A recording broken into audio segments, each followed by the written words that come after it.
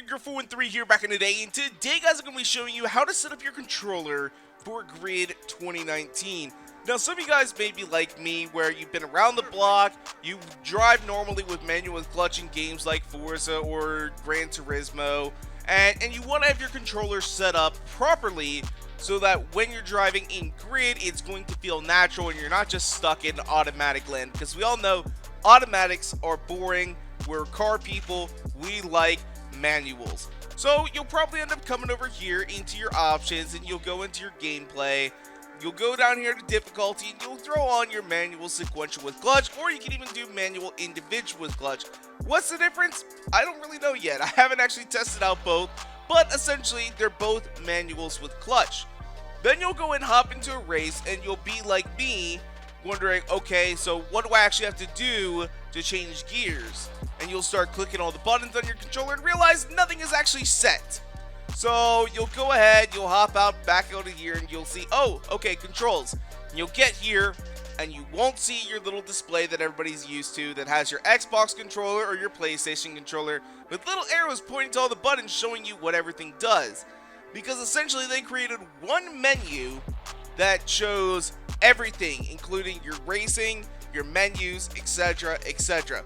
So right now we've actually got this set up here, and you'll just see this screen. You'll be wondering, okay, what do I do from here?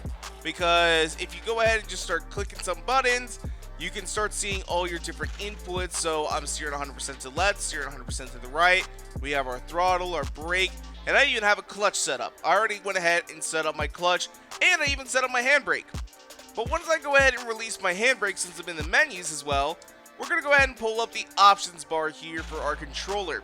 So you have the device presets and you have the edit device.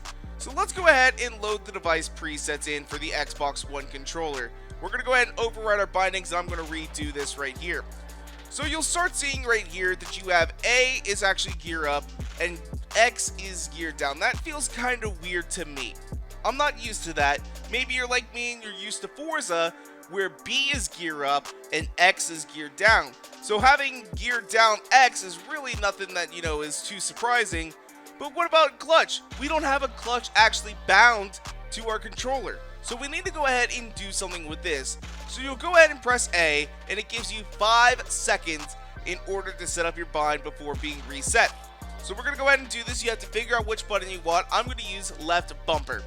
So now we have left bumper set up as our clutch. Well, now we've got a little bit of an error here. So every time I press the clutch, essentially, when I'm in a race, I'm also going to be turning my headlights on and off. So what I want to do is let's go ahead and change this as well. Now, there is a button that you can go ahead, just double press A there, and you'll unbind it. So what button is actually not being used right now? Because honestly, for me, headlights are going to be on automatically most of the time. I don't really care about turning them on and off. And if I want to, well, I'll have to work for it. So what I'm going to do is I'm actually going to bind this to the select button or the menu button. So I'm going to go ahead and do that. And now we don't have any issues whatsoever. So here's another one here. B is supposedly the handbrake. I actually didn't know this. So I'm going to go ahead and change this to Forza settings. We're going to unbind it. And then we're going to bind it with A. So that is the Forza settings there.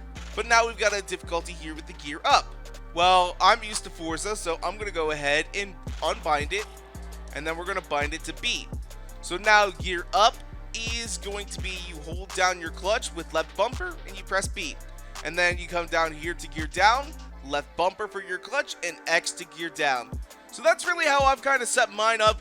Nothing really too special here, but you want to come in here and you'll want to make sure to bind things, because you won't have a clutch actually set up for yourself. And that's one thing, it's very important when you're driving a manual car. You want to have that clutch going, because what are you supposed to do if you can't clutch kick or something? Like, you need a clutch kick. Well, you gotta have a button for your clutch. So that is why I went ahead and I wanted to make a video showing people how you can actually bind this, because it's really not intuitive. They don't really make it real easy on us. Like, they don't really show us. But then you can also come down here and there's a whole bunch of other buttons. Like, you can all of a sudden set it up so that you can have all your different gears and a reverse gear, quick select, all this sort of stuff.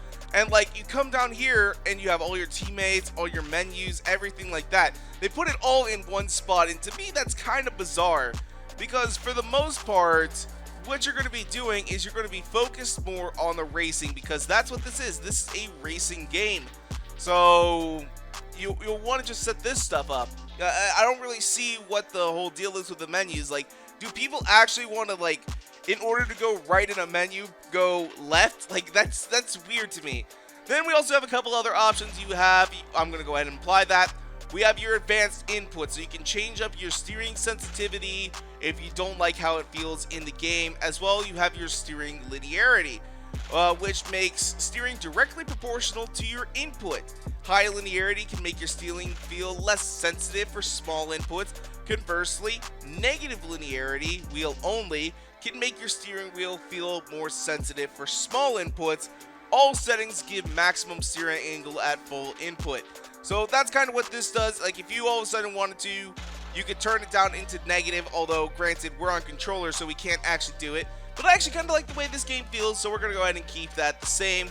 And then you also have your vibration feedbacks, which if you don't like your controller vibrating as much as it is, you can go ahead and change that. Overall, doesn't feel too bad. I will say though, the tire slip can be a little intense sometimes, so you may want to go ahead and turn that down. Anyway, I hope you guys found this video useful, because honestly, it took me a good hour or so just to figure this out. I've actually been playing the game now. I've done 4 episodes of our Let's Play so far, and hadn't figured this out yet. So I wanted to make sure that other people out there understood what they needed to do, and hopefully this helps out 1 or 2 people. I honestly really hope that's the case. So, but anyway, though, that's where we're going to wrap things up for today. If you want to, you can follow me on Twitter and Instagram at twitter.com/Curve113 and Instagram.com/Curve113. And if you like this video, go make sure to hit that like button down below for us, because you guys already know your support is so greatly appreciated. And make sure to subscribe for more videos coming out all the time. Thank you guys so much for watching. Peace out.